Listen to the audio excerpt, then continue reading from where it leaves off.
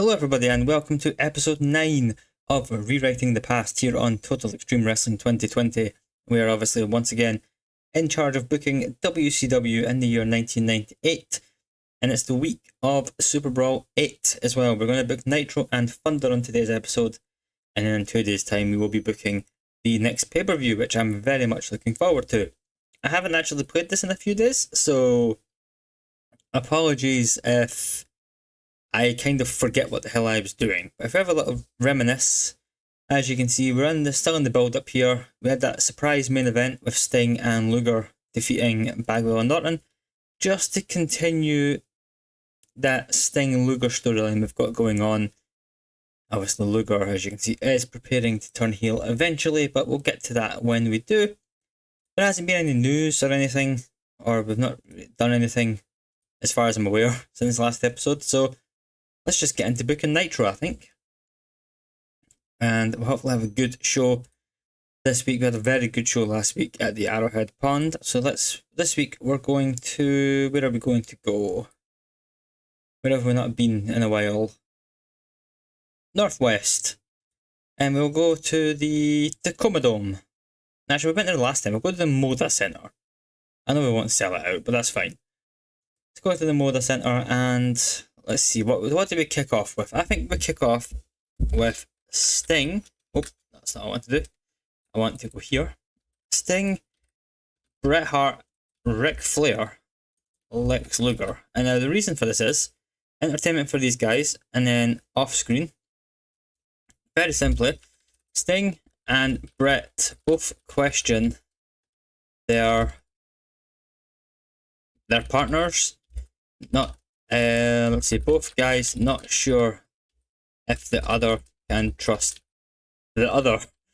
That makes sense in my mind. So basically, Sting saying to Bret, you can't trust Ric Flair, and Bret saying, well, you know, you can't trust Luger. I've seen the way he's looking at that title belt. And then that's pretty much that, to be honest.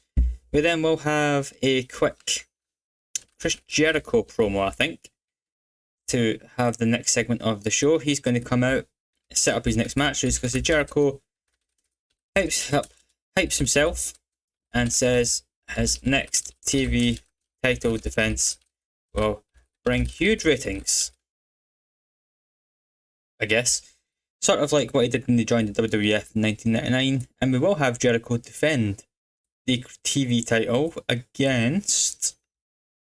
Who do we want to do it against? We could do Dean. But Dean's got cool momentum. So I'm thinking someone else. You know what? Alamo Dragon's leaving us today. They've got poor chemistry, so we're not going to do Alamo Dragon. Rick Martel? Martel could be fun. Ray Trailer? He's got very cool momentum though. Norman Smiley. We've given Norman some good pre-show matches. We'll give Chris Jericho and Norman Smiley 7 minutes. It will be a decisive win for Jericho. We'll give him a decisive win going into the pay-per-view, because we'll probably chuck a Jericho match on in some fashion.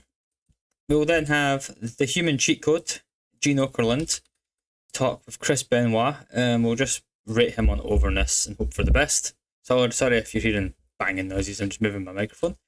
So Mean Gene speaks with Benoit about upcoming pay-per-view match with DDP. Pretty simple. Easy peasy. Hopefully that's going to go alright. And then we will have Benoit in a match. And he can take on... Who can he take on? It needs to be someone half decent, I feel like. Or at least a jobber who can put a good match on. Like have we done Benoit Finlay yet? Pretty sure. We'll do Benoit Finlay. We'll give them 8. We'll give Benoit a good win as well. We'll let him call it in the ring. Those two guys should be able to do that. Give a good little match. I mean, DDP faced up against Finlay, so Finlay's just the jobber for this division. We'll then go back to Gene, and he'll be talking with Roddy Piper. And quite simply, Roddy speaks with Mean Gene warns Savage about upcoming pay-per-view and what he may or may not do. Obviously, we have established that Piper is a mental case, so hopefully something good there. Then we'll go into a tag match, and we're going to have the Outsiders, and they can take on, we'll give them Harlem Heat. We'll make it a good match, actually, and we'll have Nash get the win, Open, Script, and Tainted, and we'll have it be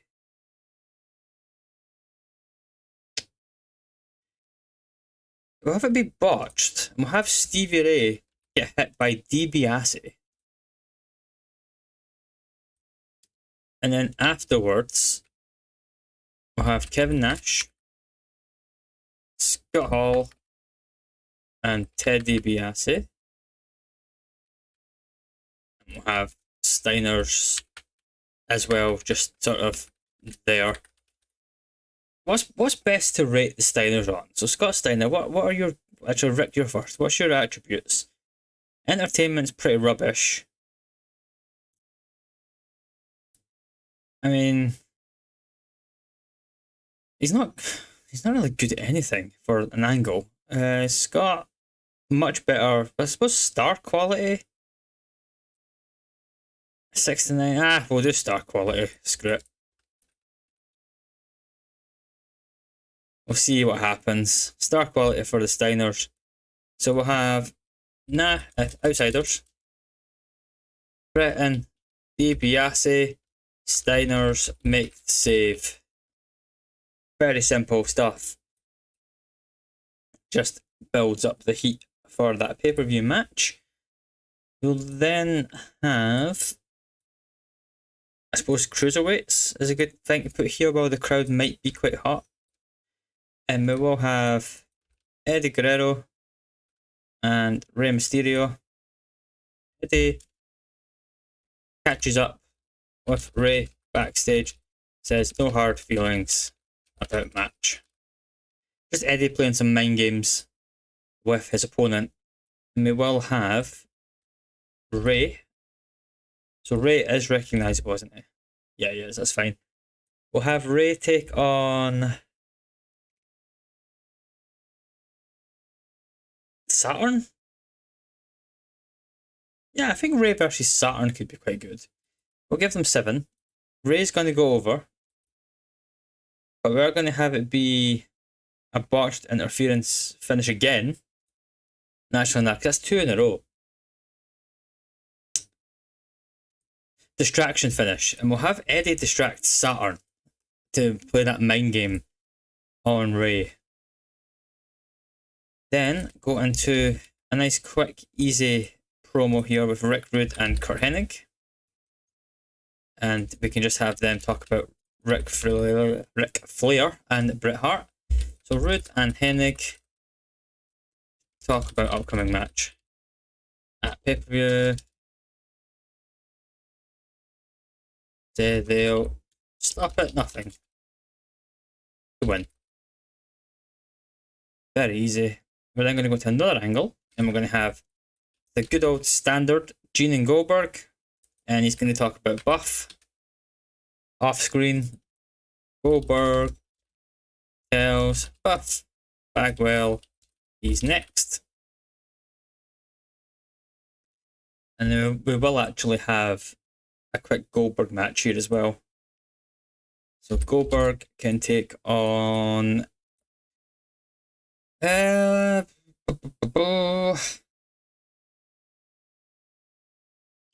mean, there's not really an NWO person, is there? Because he's taken on... Has he taken on Louis Piccoli? Match history. No, he hasn't actually. So yeah, we can have Goldberg destroy Louis Piccoli. And we'll just make that a quick 3-minute affair. Have Goldberg dominate, make it scripted and decisive. It's Goldberg just warning his opponent. And then for our post-show, our pre-main event angle, we'll have Hollywood Hogan come out with Eric Bischoff, and they will be talking about Lex. And we're actually going to have Lex do a run in here. So Hogan and Bischoff talk about Lex Luger. Lex runs in to try attack Hogan as Hogan manages to escape. Actually, no. Hogan manages to escape. Eric puts Eric in torture rack. Get a good pop from the crowd for that as well, actually. And then we're actually going to have Lex be our main event. We're going to give Lex a good win here. So Lex can take on...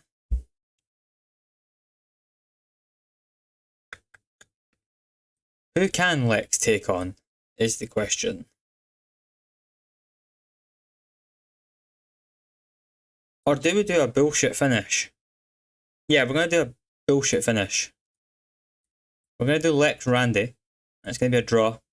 Open script, and it's going to be just a sports entertainment finish with, you know, all kinds of chaos going on. And then we'll just have a hopefully good rating of Sting, Lex, Randy Savage, and Hollywood Hogan. I know Randy's going to kick off, so we'll swap them round. All four men stare each other down to end the show. Because obviously Savage and Hogan can't get over themselves. We won't be penalised, we're just in the window, which is excellent. So let's do some pre-show. So we'll do Mortis and Raph taking on Public Enemy. I think we've probably done that multiple times, but we'll just do it again anyway.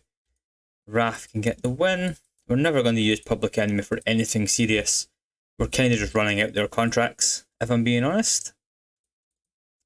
We'll then have... We're going to give Rick Rude just a little match. Okay, we'll give Rick versus Rick. Pretty, actually, cracking match. Let's have Rick Rude win. Make it open. We'll script it. We'll make it decisive. And that'll do for our pre-show main event. And yeah, I think that's pretty good. I'm happy with that show. It kind of advances most of our storylines. Let's have a look. Yeah, other than the Giant, but we can sort that out on Thunder, so that's fine. I think let's just get into it. So we have a 56 rated pre-show match with Mortis and Raph beating the Public Enemy. Mortis off his game, but still the best guy in the match. And yeah, 72 rated match as Rick Rude beats Rick Martel with the Rude Awakening. Cracking match. Even in 1998, if Rick Rude was able to get back to a semblance of what it was, would still be very good. And then we do open the show with an 85 overall rating as Sting and Brett backstage, just having a chat with each other, you know, casually babyface chat in the backstage. I said the word back and backstage a lot there.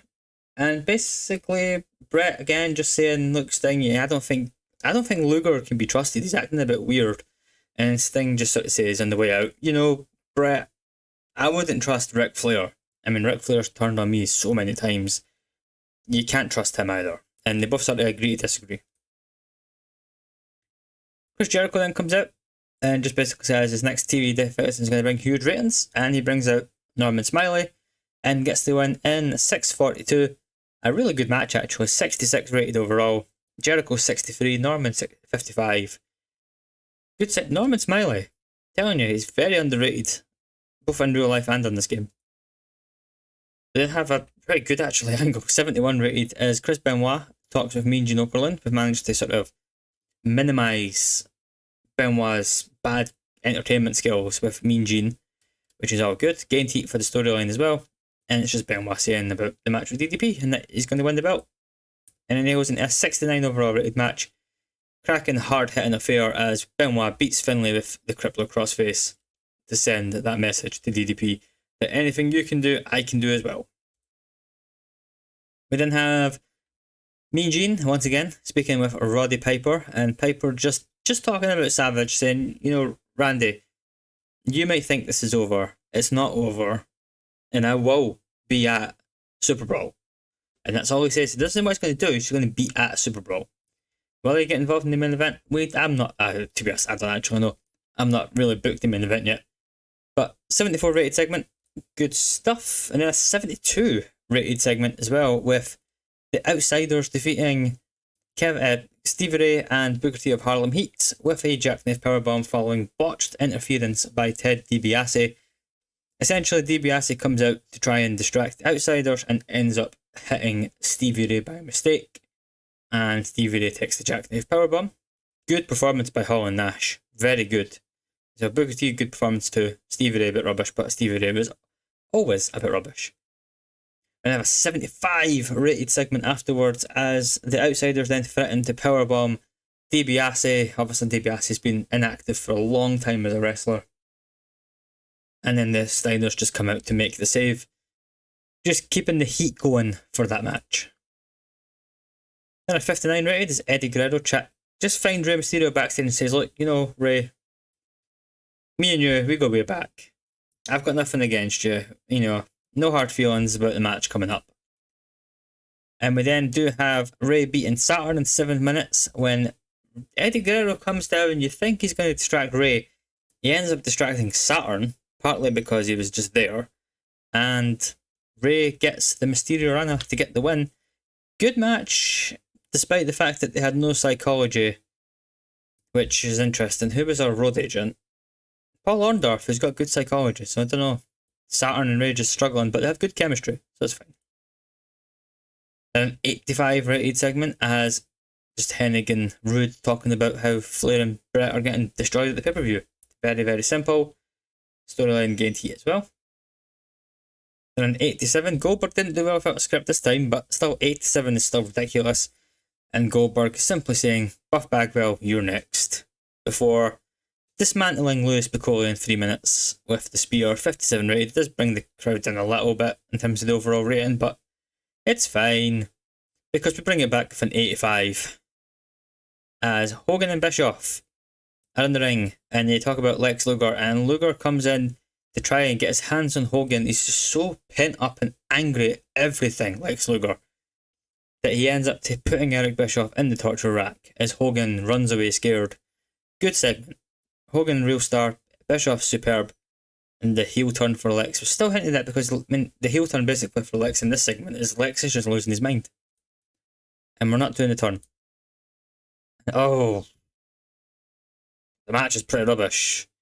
Lex draws with Randy Savage in 12 minutes. 68 rated as the match descends into chaos. And then that chaos does bring an 82 segment here, but it is what it is. Obviously, Savage having to be off screen or Hogan having to be off screen kind of hurts. But basically, our four men just stare each other down to end Nitro. It will hit our rating and it drops it to a 78. I thought it would. The main event being a bit of a dud. Not ideal. Do lose popularity in 11 regions. We've not seen that message in a few shows. But we did increase in 26. So it is what it is. The match served the purpose. So as far as I'm concerned, that's a success. The show rating's a bit lower, but that's just because the match kind of sucked. I mean, Luger and Savage in 98. I suppose it depends on how both of them feel on that day. So, Ultimo Dragon has now left. Benoit doesn't connect with fans, apparently. And Hogan's building a clique with Ted DiBiase and Elizabeth. Scott Hall with Scott Steiner and Louis Piccoli. And Ric Flair with Sting and Roddy Piper. I get a 4.5. Everybody just gone nuts.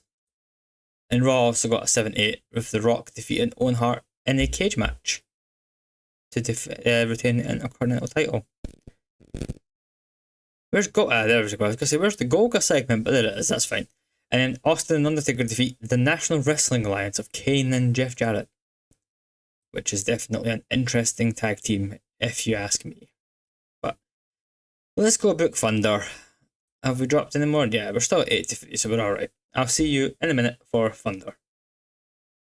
Okay, so it's the day of Thunder, and we've come back to this screen initially just because it's never good when this is lit up.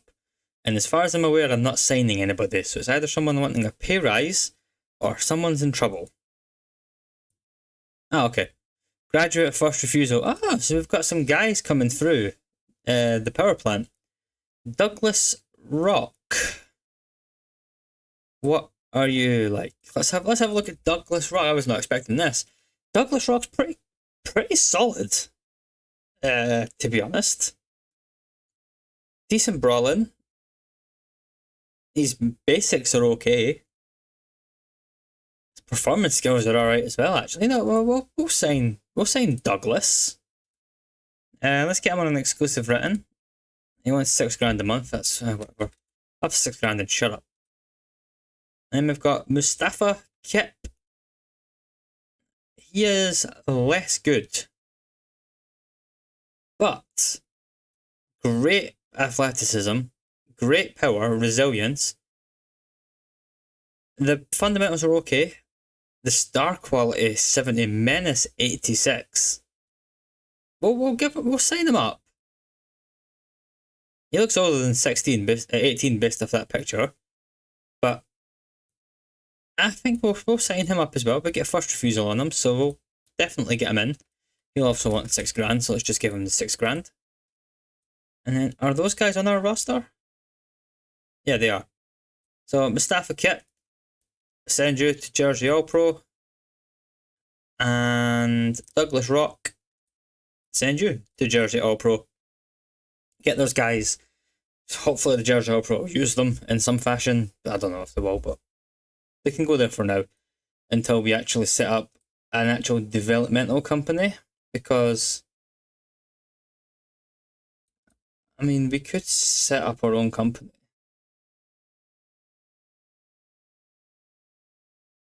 Which is potentially an option. But these are all our guys in development. It's a pretty decent little roster, actually. Bobby Walker, 29, he's probably a bit old, really, for developmental, but he is under contract for another 10 months. Chris Coleman, I think, is going to be really good. Douglas Rock, this new guy, 23, but I think there's potential. Horseshoe, probably not much there. He's only got 32 days left, actually, so I think we're just going to let Horseshoe leave. James Gibson, obviously we just signed. Jeff Hardy, we just signed. Jeff Hardy's already, very good. I think he could use working in developmental for a little while before we actually get him properly used. But let's get Thunder booked. We're going to go to, where are we going to go? We were last in the Midwest in January, so let's go back to the Midwest, and we will go to the Williams Arena, I guess. Makes the most sense. And we're just going to kick off straight away with a match. And we're going to kick off with the Outsiders against... Yeah, let's just do the stretchers. We're going to risk Dean Malenko here. And we're just going to have quite a dominant win. We'll make it open just to get everybody have a bit of a fair share. We're just going to have a pretty much straight off. Nash and Hall are pissed. So, and we'll have them talk about Rick, Scott. We'll write them on over on this off screen, but simply Outsiders say that after last Nitro, the tag belts are coming home where they belong, to the NWO. And on the NWO note, we're then going to go straight into a promo with Buff and Scott Norton, so Vicious and Delicious.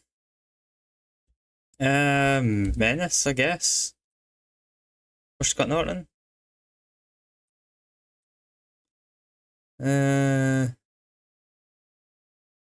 Yeah, 88 Menace, definitely Menace. And they're going to talk about the Giant. And we'll just have him off screen on that. We'll script both of those guys. Vicious and Delicious. Tell the Giant to watch his back. Obviously, those guys did beat down the Giant.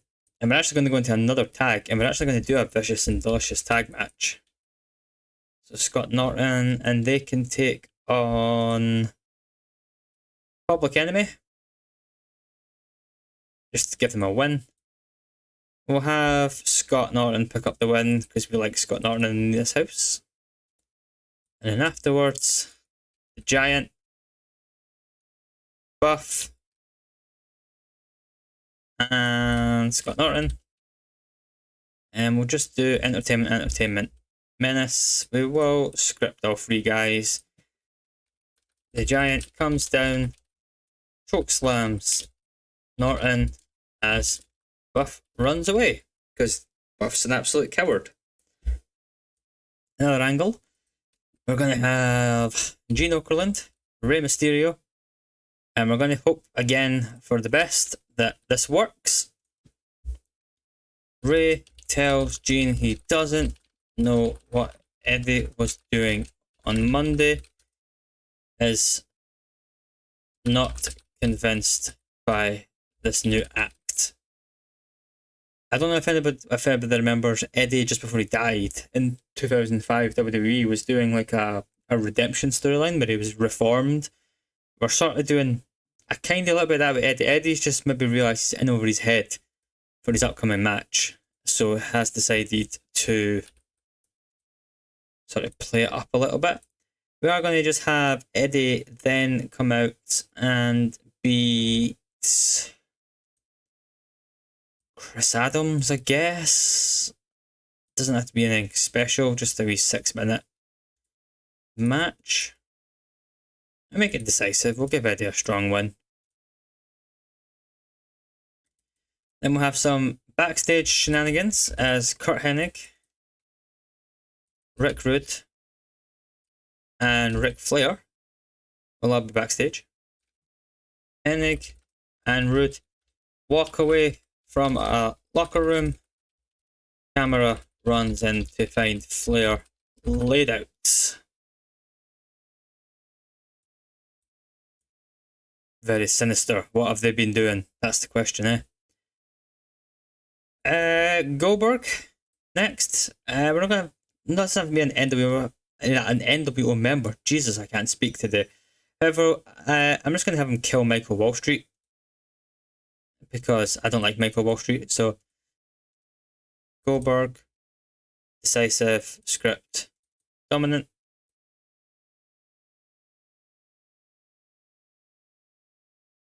Why am I telling Vicious and Delicious to tell the Giant to watch his back?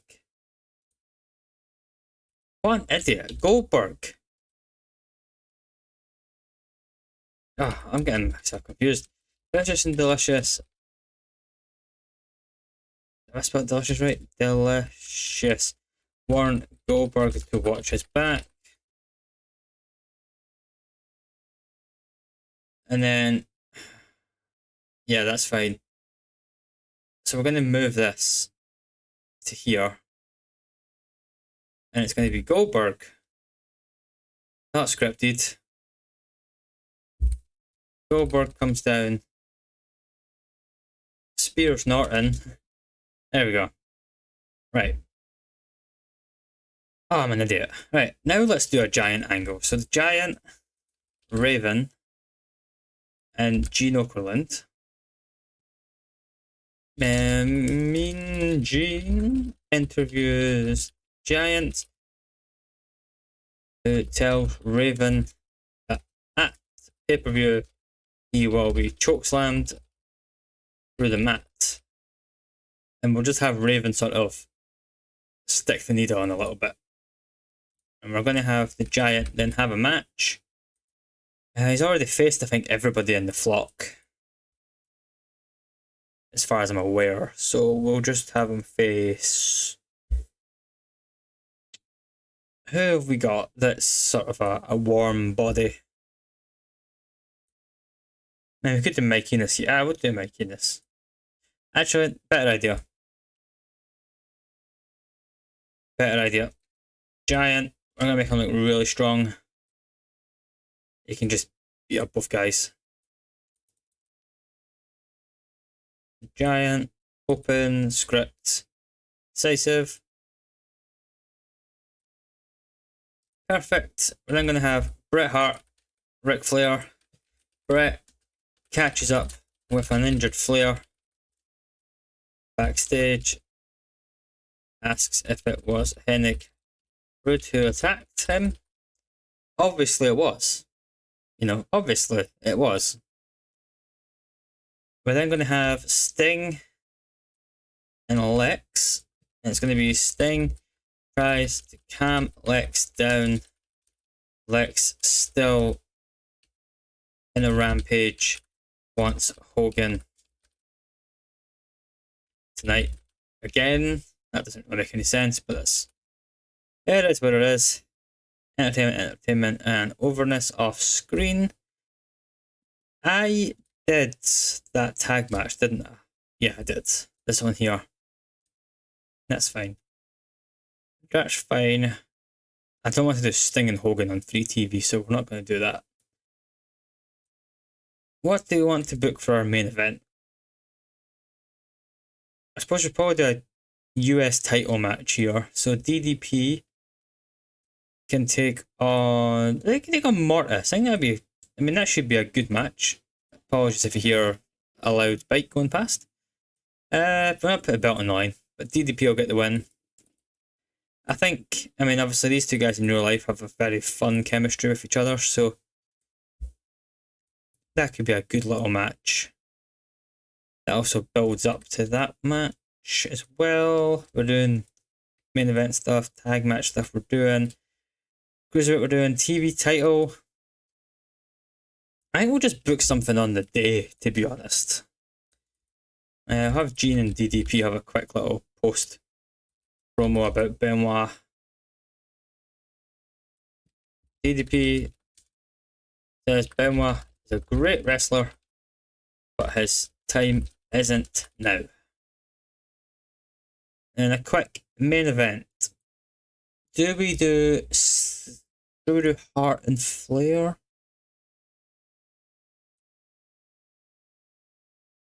Or I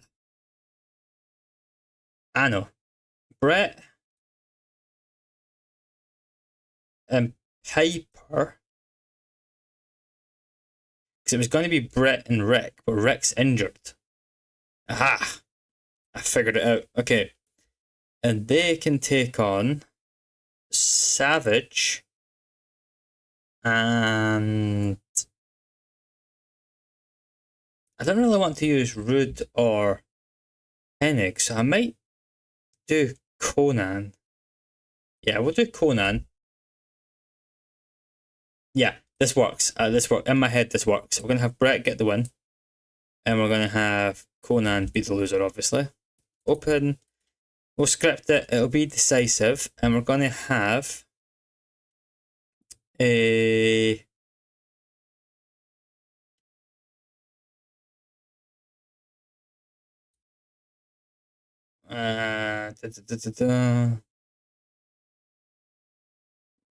Do we have Rick come down?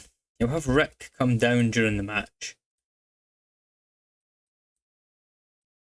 And I'm not going to do a post-show segment, but I'll talk you through my plan here in the main event once we book some pre-show matches. So let's get away 3 versus 3 tag on the go. So let's do the challengers. So Ray and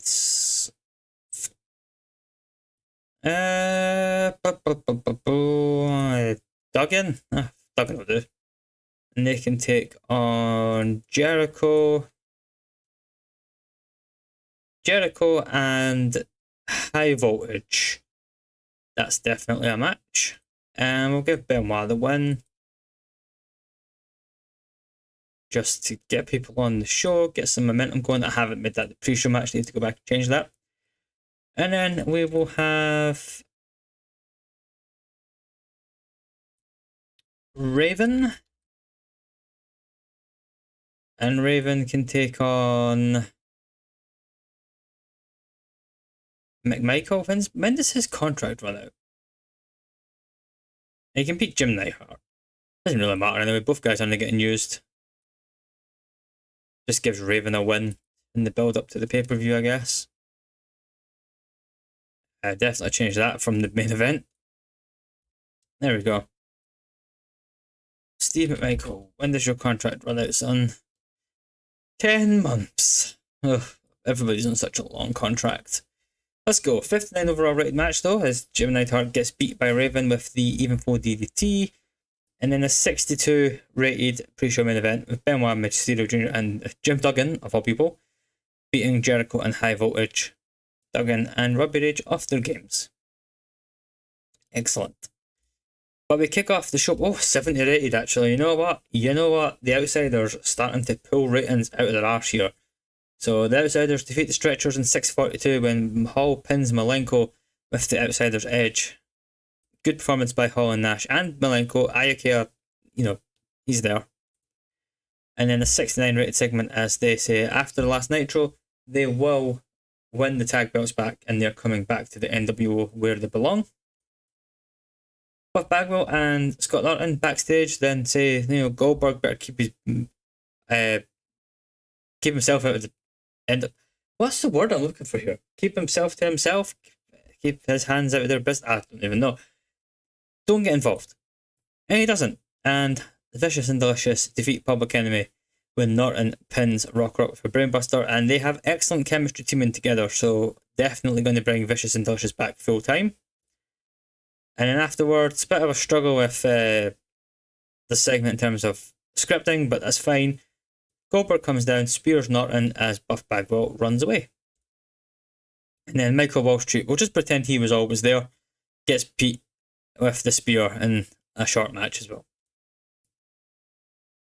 Gene and Ray bringing a 70 with us. So Gene asks Rey Mysterio, do you believe Eddie Guerrero that he didn't want to get involved in your match properly and he was there to help you? And Ray says, look, Gene, I don't believe anything Eddie Guerrero says at all, and I don't believe him for anything, and I'm going to beat him for the belt at SuperBrawl. Then Eddie has a very good match with Chris Adams, 70 rated overall. As Adams was off his game and we still pulled a 70 out here.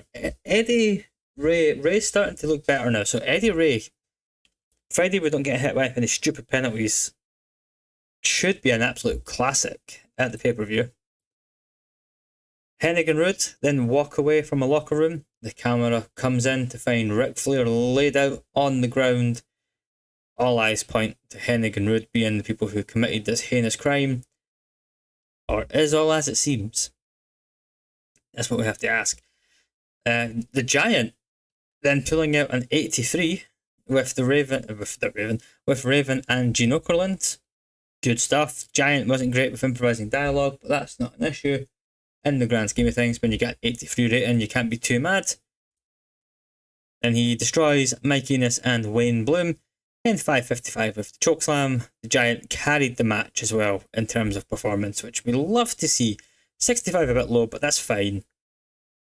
Brett and Flair getting an 89. Brett catches up with Flair, says, look, Rick, we've got a tag main event tonight. Are you going to be alright for it? And Rick's like, man, I'm ready to go, but the doctors obviously are pulling out the whole, you're not ready to go, mate. You're not ready to go. Brett, you're going to have to find a new partner. The 95 rated backstage here as Sting tries to calm Lex down. Lex still on the rampage and walks off because he wants Hogan tonight. I realised I kind of didn't do anything else with this, but that's fine. It's fine. 75 rated with DDP beating Mortis as well for the Diamond Cutter. Beautiful. Doesn't say they work well together, but both guys just so good in ring that they're going to drag a rating like that out anyway. And then a quick promo with Mean Gene and DDP. Just DDP saying Benoit's a great wrestler, but it's not his time. It's still the time of the People's Champ, Diamond Dallas Page. Give us the bang. Everybody has a great time. 75 overall. And a 78 rated main event as Bret Hart and Roddy Piper defeat Randy Savage and Conan when Bret Hart defeats Conan with the sharpshooter. So, my logic here, you've probably figured out where I was going with this, is Bret and Rick were supposed to team up tonight, and obviously Rick had to pull out with injury, so Piper had to go, Bret had to go find someone to be his partner. He could have went for Sting, he could have asked Luger, but instead he found the most willing participant in the Williams Arena, Roddy Piper, who came out savage, furious, and Hart and Piper get the win in a really good match. What changes have I got? Oh, Flair. Oh yeah, because Flair came down to ringside. Oh yeah, whoops. Towards the end of the match. Maybe he was actually okay this whole time. And we get 84. Good stuff. Very good show. Increased popularity in 7 regions, 84 rated. Happy with that episode of Thunder, especially after a pretty disappointing Nitro. And the pay-per-view build is complete. And folks, I'm really looking forward to booking SuperBrawl. Obviously, leave your predictions in the comments. Leave what you think's going to happen. Are we going to pull the triggers on any turns, perhaps? That's a question you may have to ask yourself. Kevin Nash, not got a clue what he's talking about. DDP, I mean, okay, that's fair enough. And Brett's correct. And we get a 2.11. So all good news there, except for Nash being a stupid moron when it comes to Ray. But that's it. The pay-per-view is fully booked. As far as I'm aware, this is the current card. We may chuck a Chris Jericho match on at the start of the show. If you have any ideas who we might have him face, go for it. We might even do a local worker if there's anyone good hanging around. We'll see. But we're going to have Sting defending the World Heavyweight title against Randy Savage. Lex Luger and Hollywood Hogan finally go head-to-head after a month of build-up. Bret Hart and Ric Flair, if he's medically cleared to compete, will take on Rick Rude and Kurt Hennig. The Steiner brothers defend the World Tag Belts against the Outsiders. Eddie Guerrero defends the World Cruiserweight title against Rey Mysterio Jr. Goldberg takes on Buff Bagwell of the NWO, and the Giant finally gets his hands one-on-one with Raven, hopefully with minimal flock interference. That's going to do it for today's episode though. Again, drop your predictions in the comments, what you think's going to happen. Will anything happen with Lex? Will anything happen with Flair? That's the question we're going to have to answer ourselves in 2 days' time at SuperBrawl 8. Thanks so much for watching, guys, and I'll see you guys for the big show. Cheers and goodbye.